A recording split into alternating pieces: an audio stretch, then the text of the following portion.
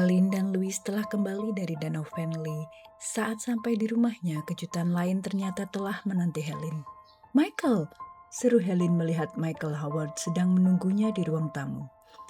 Michael berdiri menyambutnya. "Helen, kau datang sejauh ini?" "Karena kau tidak berpamitan padaku," canda Michael dengan tawa. "Dan aku mendapat tugas dari ayah." "Louis, aku perlu bicara berdua dengan Helen."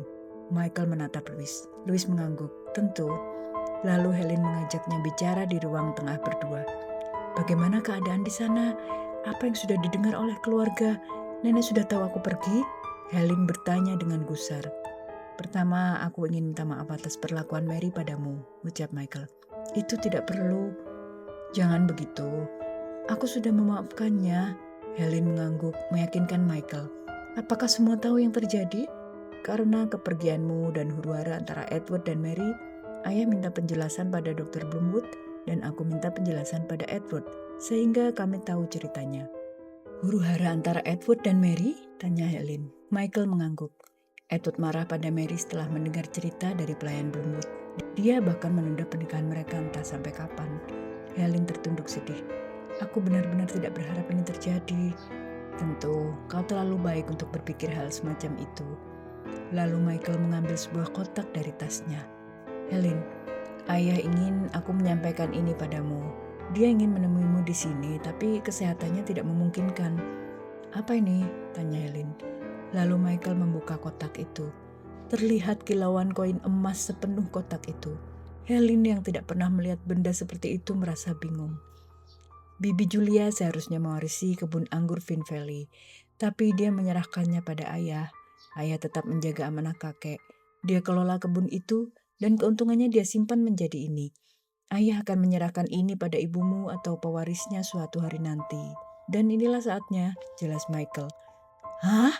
Helen menggeleng tidak percaya. "Terimalah, ini hakmu." Michael memegang tangan Helen dan meletakkannya di atas kotak itu. "Satu lagi, Vine Valley tetap menjadi hakmu.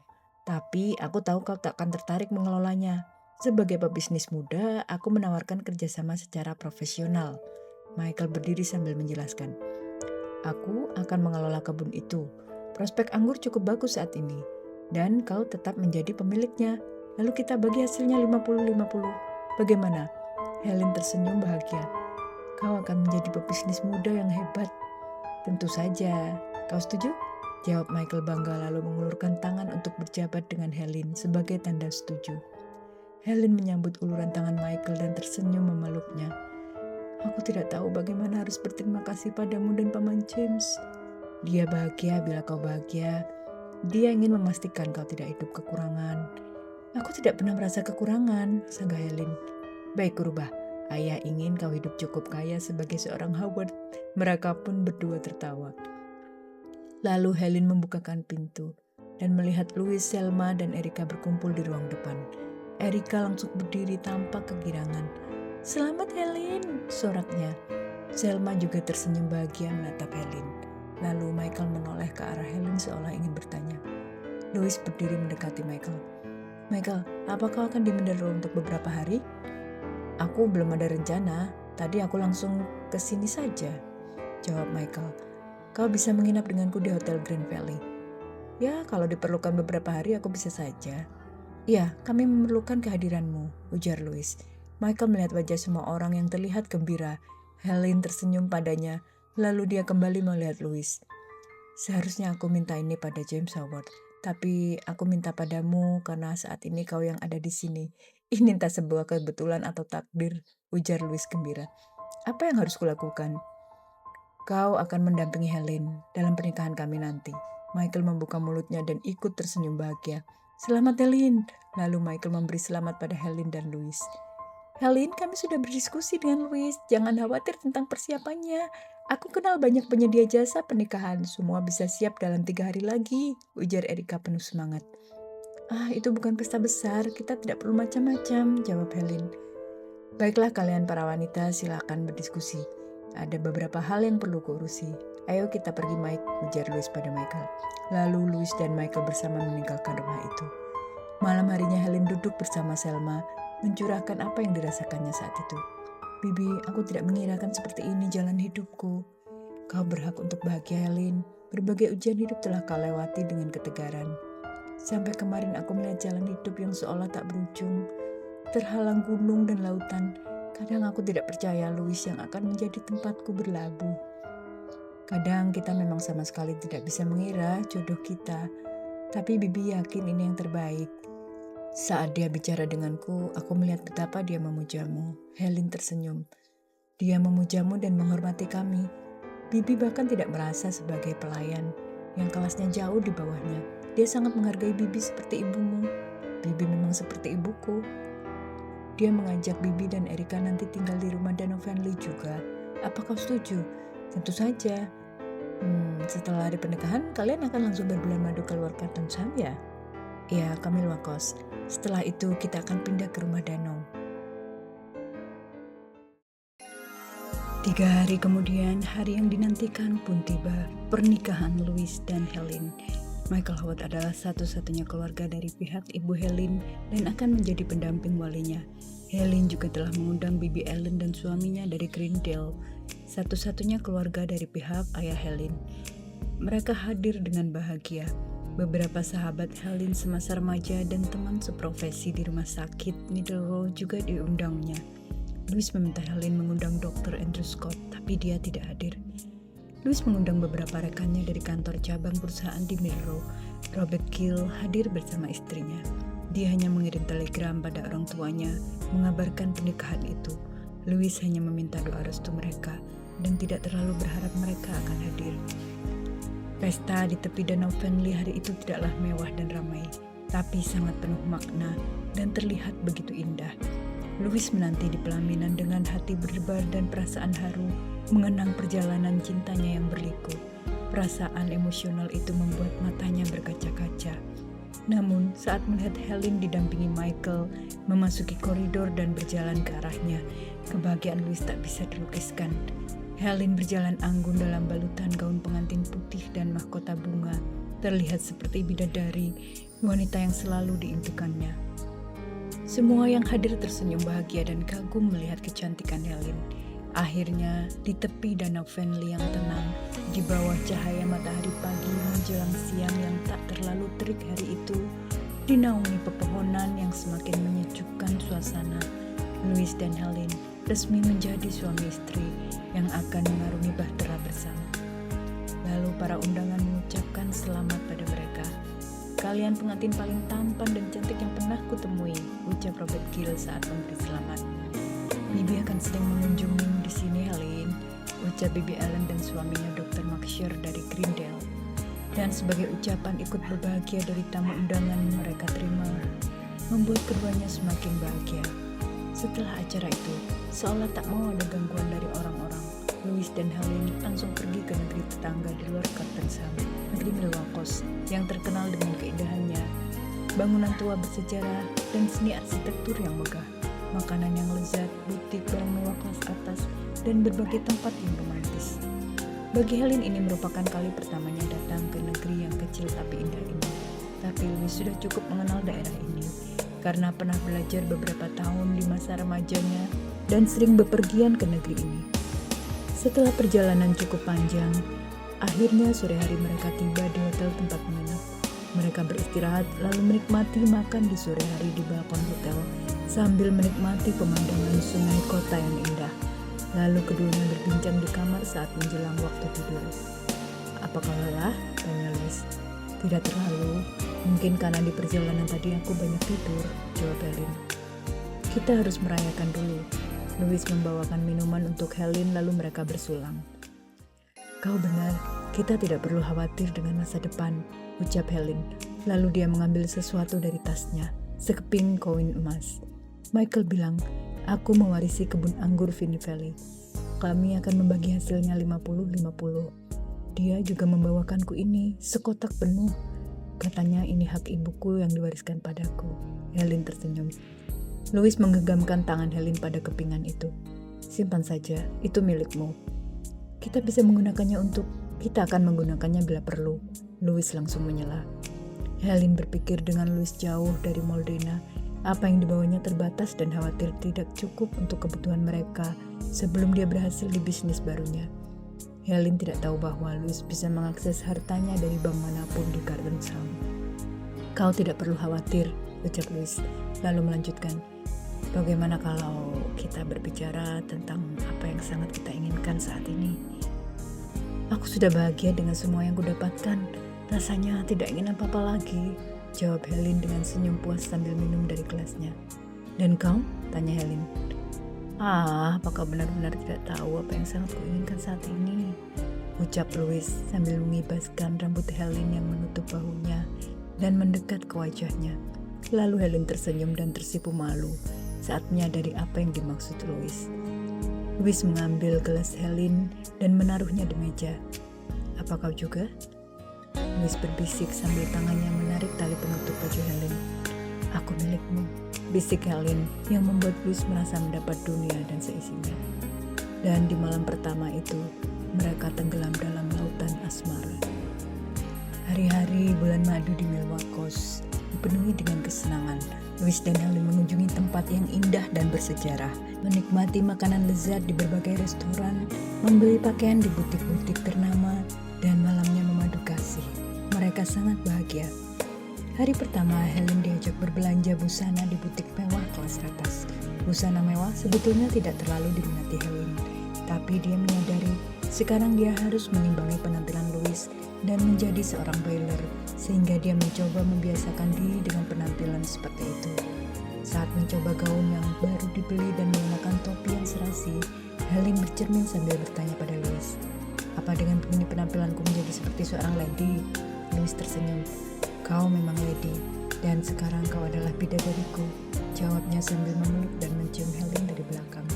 "Ibuku bisa merasa tersaingi olehmu. Apakah sudah mendapat balasan dari orang tuamu setelah memberitahu pernikahan kita?" "Oh ya, aku lupa memberitahumu. Ayah sudah mengirim telegram dan memberikan restu serta minta maaf tidak bisa hadir di pesta kita. Dan ibu? Ibu masih berat menerima aku harus pindah ke Middle, tapi waktu akan membuatnya berubah.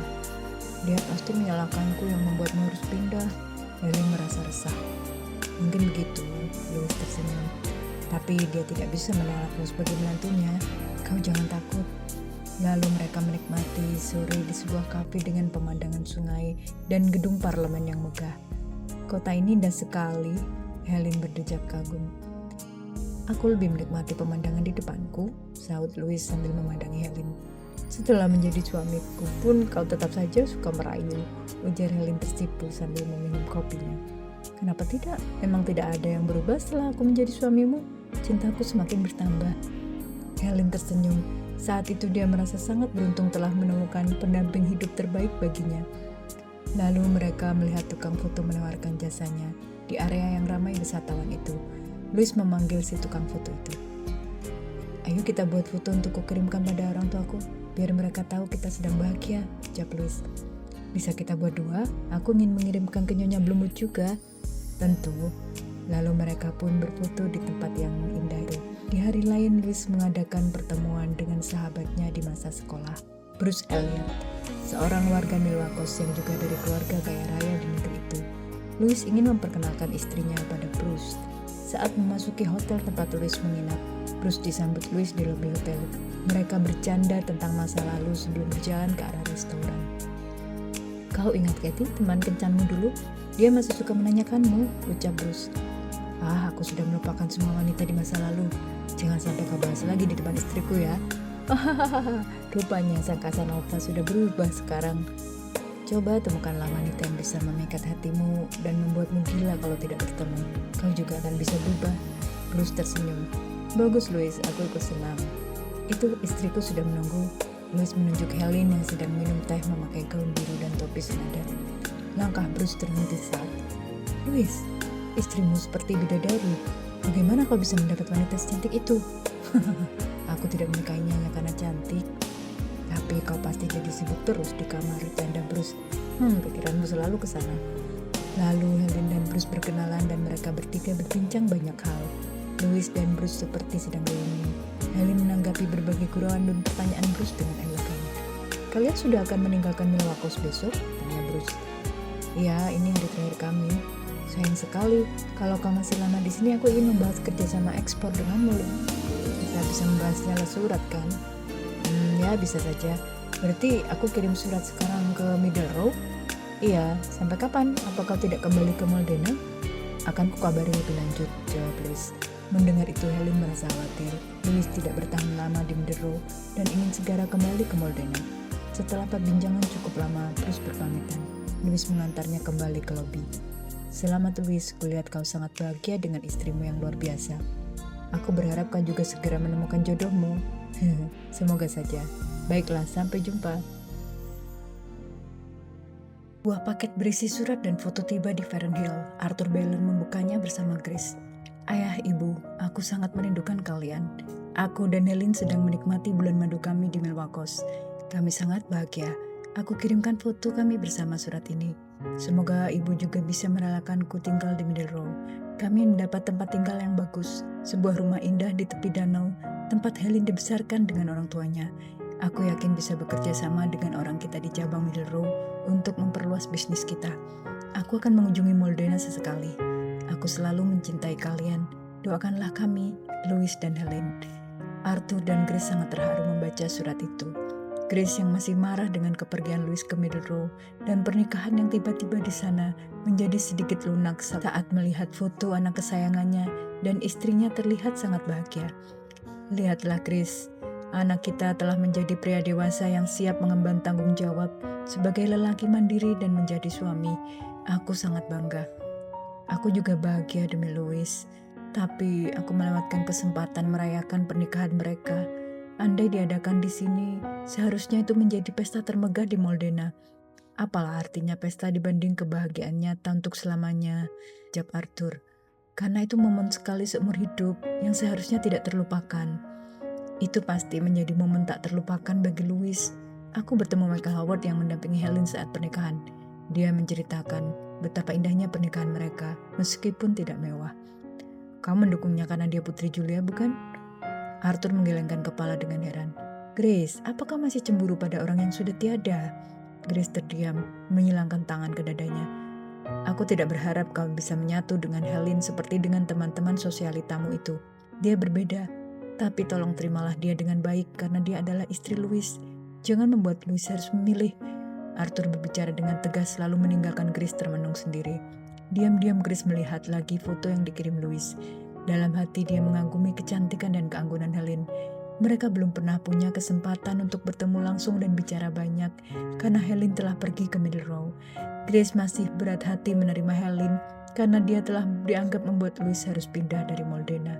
Tapi Grace berharap seiring waktu, Helen bisa membuktikan bahwa dia menjadi istri yang baik untuk Louis. Setelah kembali dari bulan madu, Helen dan Louis memulai hari-hari bersama di rumah baru yang merupakan rumah lama bagi Helen di tepi Danau Fernley. Mereka memberi nama rumah itu Pineville. Selain karena kenangan mereka akan kebersamaan pertama di desa Pineville, nama itu juga dianggap sesuai karena banyak pohon cemara yang tumbuh mengelilingi rumah itu. Karena terbiasa dengan banyak pelayan, Louis menambah 5 pelayan di rumah itu. Awalnya Helen menolak, tapi dia beralasan, Selma sudah seperti ibu, tidak seharusnya dia melakukan pekerjaan rumah. Selma bertugas mengawasi dan mengarahkan para pelayan, sedangkan Erika tetap melakukan kesibukan di rumah sakit. Louis mulai sibuk dengan pekerjaannya di cabang Middle Row, memimpin perusahaan bersama Robert, dan melakukan perluasan bisnis. Louis sangat ambisius menyangkut keberhasilan perusahaan. Dalam waktu singkat dia mulai menunjukkan keberhasilan, menumbuhkan keuntungan perusahaan dan memamerkan pada ayahnya. Helen yang tidak bisa berdiam diri, mengabdi dengan membuka pelayanan bagi mereka yang butuh bantuan persalinan atau perawatan yang bisa ditangani tanpa tindakan dokter atau rumah sakit. Di waktu luang, Helen merajut, menyulam, dan berlatih lagi bermain piano yang dulu sering diajarkan ibunya sejak kecil, sehingga dia menjadi mahir. Helen dan Louis mengarungi bahtera rumah tangga dengan bahagia. Helen menjadi istri terbaik bagi Louis, dan Louis menjadi suami terbaik bagi Helen.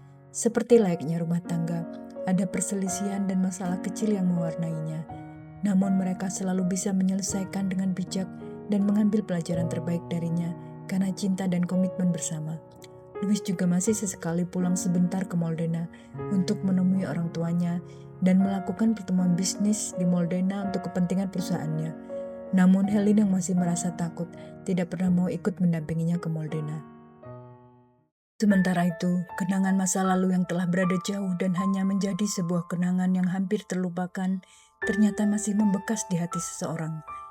Setelah mendengar berita pernikahan Helen dan Louis, Edward sesaat merasa dunianya seakan berakhir. Dia sempat mengurung diri seharian di dalam kamarnya, mengenang segala memori saat masih bersama Helen di Essex. Ibunya yang melihat itu sempat merasa bersalah. Dia teringat dulu Edward pernah mengatakan bahwa dia tidak mencintai Mary, tapi mencintai wanita lain. Namun ayah dan ibunya tidak peduli dan tetap mendorongnya untuk bertunangan dengan Mary. Akhirnya waktu memberi jawaban bahwa wanita yang dicintainya adalah Helen, sepupu Mary sendiri. Barbara telah merasa ikut menghancurkan hati Edward.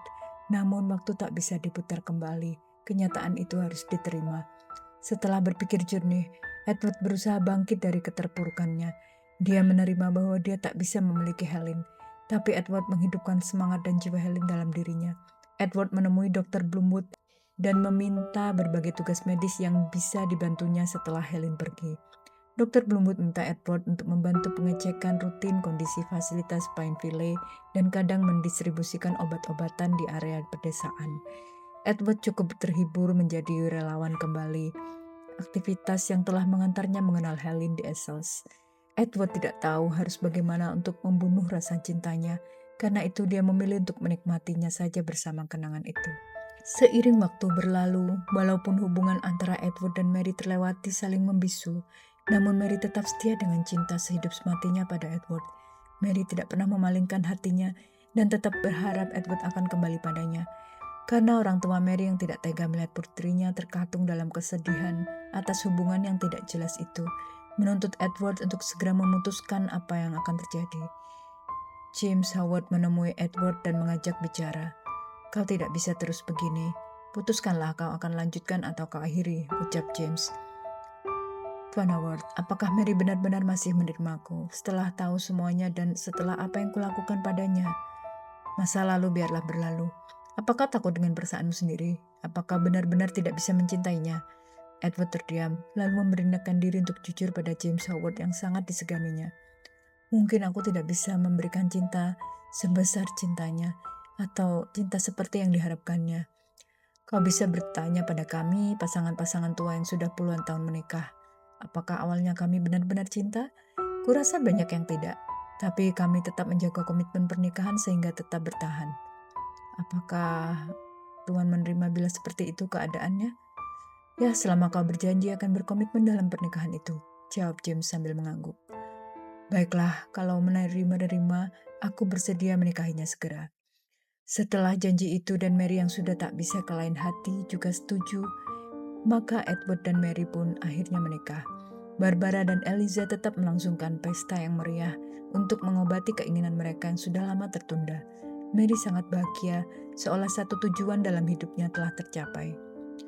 Berita pernikahan itu juga sampai di Milrow. Setelah hampir setahun usia pernikahan Louis dan Helen, Louis yang masih sering berkorespondensi dengan kolega bisnis di Moldena mendapat tambahan informasi tentang pernikahan Edward dan Mary dalam sebuah suratnya. "Ada satu berita dari Moldena." "Berita apa?" tanya Helen. "Edward dan Mary menikah di hari ini." Helen berusaha menutupi perasaannya. Terkejut, senang, kehilangan, sedih, semua bercampur. "Bagus kalau begitu," komentar Helen. "Apa kita perlu mengucapkan selamat dengan karangan bunga?" tanya Louis. "Ya, kau aturkan saja." Helen menjadi sedikit murung hari itu. Dia berusaha tidak mengingat segala hal yang menyangkut nama dua orang itu, namun bagaimanapun ingatan yang melekat tak bisa dihapus. Helen meluangkan waktu sendiri di tepi danau, mengenang kenangan masa lalunya dengan Edward yang membuatnya merasa ada yang hilang dari hidupnya. Namun Helen yakin itu hanya perasaan sesaat dan dia akan segera lupa karena baginya kini Louis adalah segalanya. Lalu suatu hari Edward menerima kiriman bunga yang diletakkan di meja depan rumah di antara karangan bunga lainnya. Perlahan dia buka kartu yang terselip di dalamnya. "Selamat atas pernikahan sahabatku, Edward dan Mary. Semoga kalian selalu berbahagia. Louis dan Helen." Edward terdiam dan terpaku di depan bunga itu dengan kartu dalam tangannya, seolah ada satu kata yang membangkitkan lagi kenangan dalam hidupnya. Mungkinkah pernikahan ini bisa membuatnya melupakan Helen? Dalam hatinya sendiri meragukan itu. Lalu Mary muncul di belakangnya. "Karangan bunga dari siapa, sayang?" Karena Edward tidak segera menjawab, Mary langsung mengambil kartu dari genggaman Edward. "Hah?" Mary berseru karena terkejut dan tidak mengharapkan ucapan datang dari mereka. Lalu tanpa sepengetahuan Edward, Mary membuang kartu ucapan itu. Sebetulnya dia ingin memusnahkan karangan bunga yang dikirim, namun takut Edward mengetahuinya. Meskipun waktu telah berlalu dan banyak hal terlupakan, namun rasa cemburu di hati Mary belum hilang, karena dia tahu di dalam hati Edward masih ada Helen.